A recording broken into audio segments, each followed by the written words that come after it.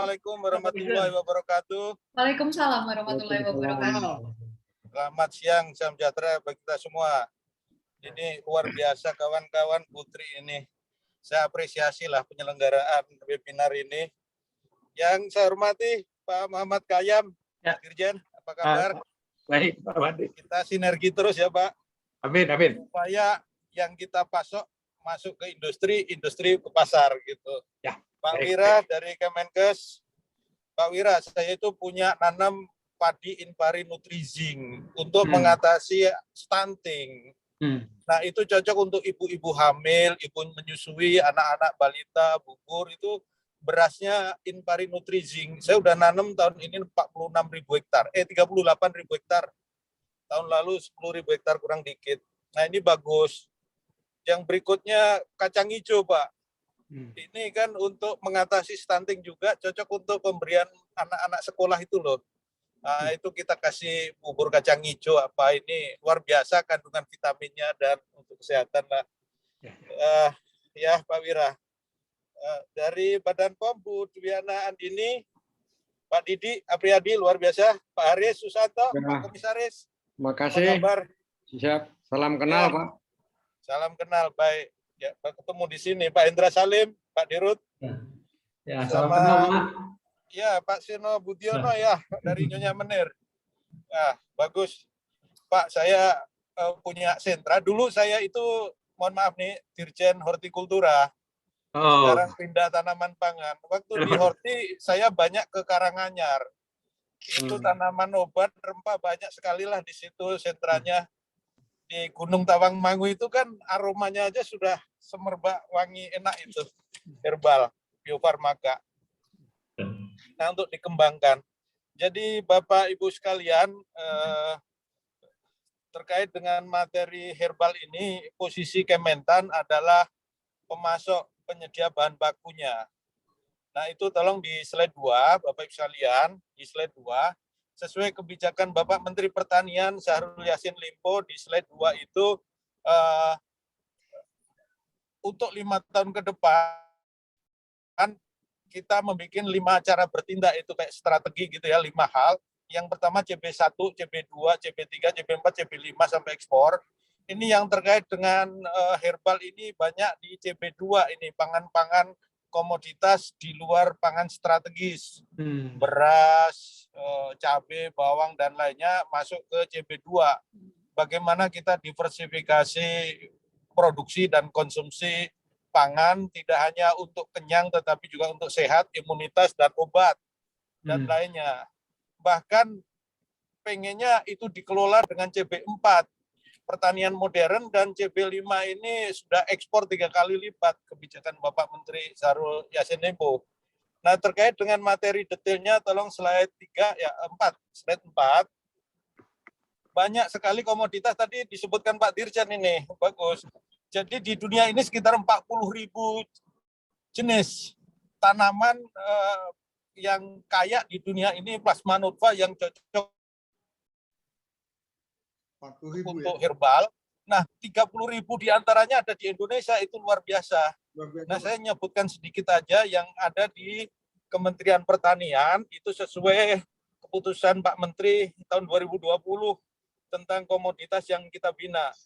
Di tanaman pangan itu ada 34 jenis, segala macam termasuk di dalamnya ini porang. Porang ini nanti saya cerita sendirilah, bagus, cocok untuk Putri sama Bu Diana kalau pengen awet muda dari porang, nanti ada ceritanya nih. Iya, pokoknya wajah kulit pipi mulus.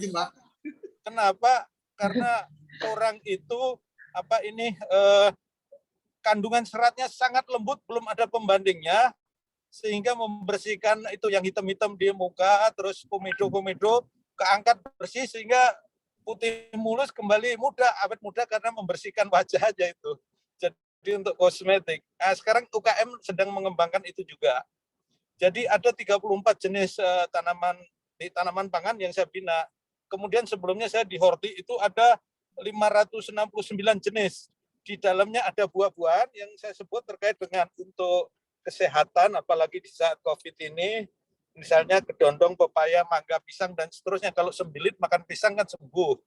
Nah, gitu. Untuk sayuran, segala macam sayuran ada itu, seledri, bawang daun, bawang merah, dan yang lain. Pakis apa itu bagus. Nah, yang terkait langsung dengan materi ini, Bapak Ibu sekalian, itu tanaman obat. Banyak sekali, nanti saya sebutkan apa saja tanaman obat, juga ada tanaman hias. Kalau tanaman hias, nah yang perkebunan, sebelah kanan itu ada Dirjen Perkebunan yang nangani, ada 140 jenis komoditas, di dalamnya ada komoditas namanya rempah penyegar. Yang perkebunan dulu sebelah kanan itu, ada foto-fotonya itu kecil, itu ada serai, kayu manis, kayu putih, ada serai wangi, ada lada, ada pala, ada cengkeh, kapulaga, dan lainnya. Kemudian khusus tanaman obat yang kita ada itu biofarmaka, tadi dijelaskan Pak Dirjen itu, fitofarmaka, biofarmaka, dan ini bagus, sebagian untuk obat, sebagian untuk jamu, apalagi ibu sedang melahirkan, kalau di Jawa pakai jamu khusus itu. Bisa untuk kecantikan, kosmetik, bisa untuk tambahan makanan maupun untuk suplemen. Nah, yang tanaman obat biofarmaka ini misalnya banyak sekali yang saya sebut, termasuk sayuran, kecombrang, kemangi, lencak, seledri, apa ini, popoan, pandan, kucai, pakis, pegagan, apa itu, beluntas, kencur, jahe, meniran, temulawak, daun sembung, segala macam, banyak sekali yang nggak bisa saya sebut satu persatu. Inilah ragam komoditas-komoditas yang dipasok. Tadi makasih saya dengar Pak Didi, ini masalahnya kenapa kok ngambil dari tempat lain, nggak di dalam negeri. Antara petani yang nanam dengan yang membutuhkan industri itu nggak pernah ketemu ini. Bagaimana kuncinya melalui forum ini, saya berharap sekali ada petani, ada pelaku industri, kami sudah punya mapping Pak. Di mana ada jahe, di mana ada serai, di mana ada kayu putih, kita sebarkan. Mari kita koordinasilah, sinergi bareng, karena kita punya pasokan. Tapi kasihan, bingung petani kemarin di Maluku, bingung mau memasarkan apa ya, serai atau apa itu.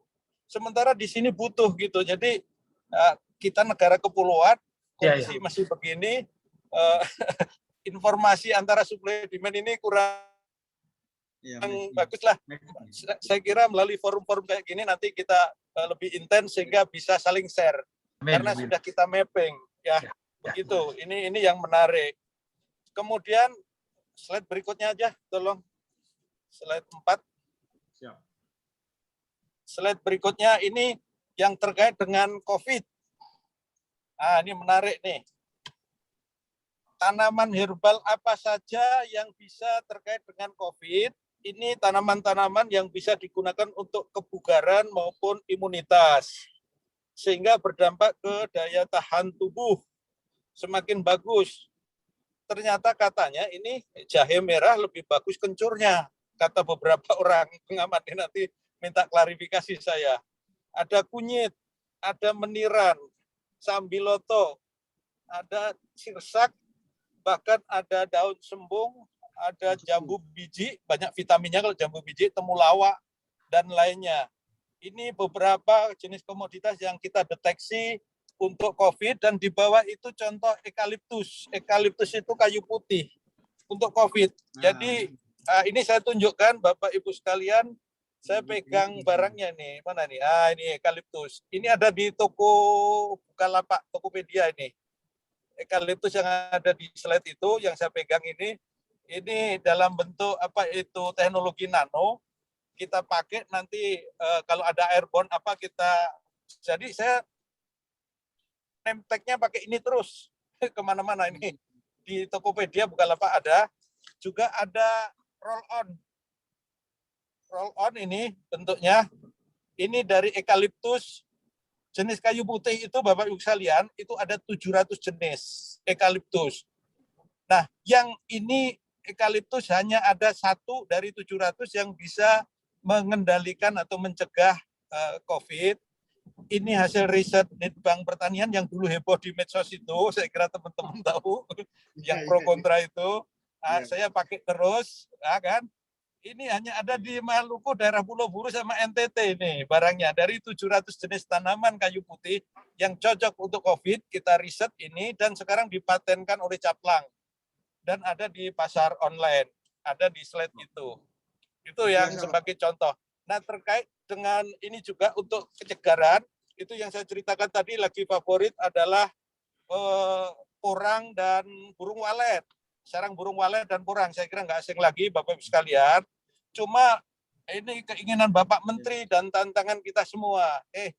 Kenapa kalian nggak bisa mengelola secara baik tanaman-tanaman herbal kita luar biasa, sementara Korea hanya satu, ginseng aja kayak gitu. Kenapa kita nggak bisa membuat ginseng-ginseng yang di Indonesia? Itu tantangan saya, Pak, tantangan kita semua, mari bareng-bareng. Ya, sementara yang sudah terkenal, saya baca di data saya, kalau di Jogja itu ada wedang uwuh itu. Nah, bagus sekali. Kalau di Temanggung ada Purwoceng, ini urusan laki-laki ya Bu Putri, jadi jangan ikut-ikutan ini. Di Temanggung itu Purwoceng, untuk laki-laki maksud saya. Ada lencak, lalapan itu luar biasa. Itu temannya ginseng lah. Kalau di Kalimantan terkenal pasak bumi.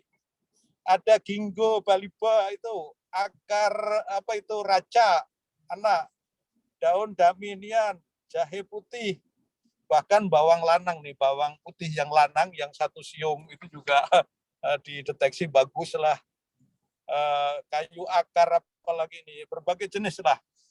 Nah, nanti minta tolong yang dibahas khusus untuk laki-laki, ya laki-laki ini cocok ini, yang kayak Purwoceng kayak tadi itu. Temennya ginseng lah, supaya super kuat gitu, nggak apa-apa ya. Nah, maksud saya begitu, itu cocok untuk yang segala macam. Nah, yang terakhir saya mengenai porang ini. Porang dan walet.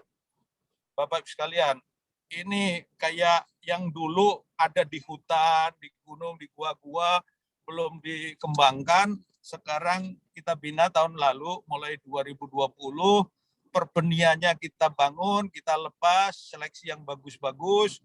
Nah, ini sekarang posisinya benih umbi tidak diekspor, tapi diekspornya udah dalam bentuk olahan, chip, powder tepung, dan yang lain. Ini kekayaan kita, tadi tidak hanya untuk pangan, jadi kalau pengen langsing, ini. Kalau pengen gula, kolesterol, mencegah kanker, sembelit, apa ya pakai porang. Bahkan sekarang nasinya pakai porang, cuma mohon maaf 200.000 per kilo harganya, nggak apa-apa, tapi sehat toh, daripada beras 10.000. Kenyang tidak harus dari nasi. Sekarang bisa diperoleh di toko online nasinya dari porang, tapi nggak 100%, 80% dari porang. Pengen cantik,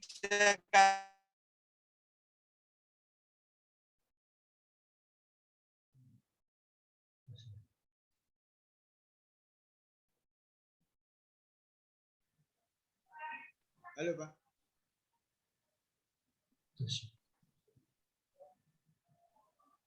Suaranya?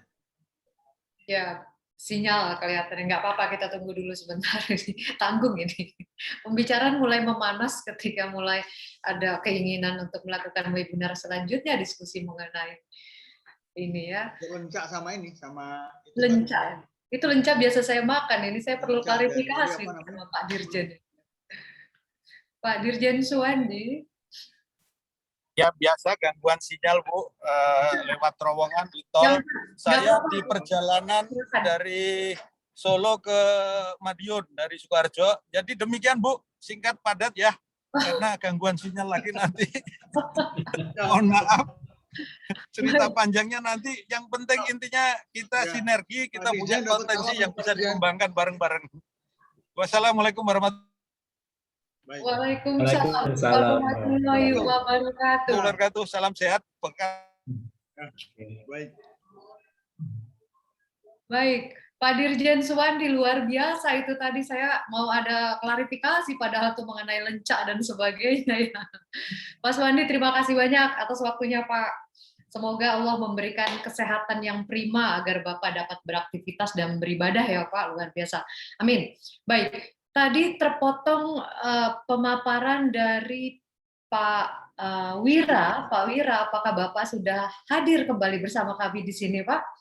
Hadir Ibu Tri. Baik, mohon maaf Pak Wira, tadi Bapak sempat terlempar keluar ya? Iya, mohon maaf Ya, sekali. bukan cuma terkoneksi tapi terlempar, jadi mohon maaf Terlepas. tadi kami Tetap masukkan dikejar dulu dengan terus. Pak Suwandi gitu. Silakan Pak,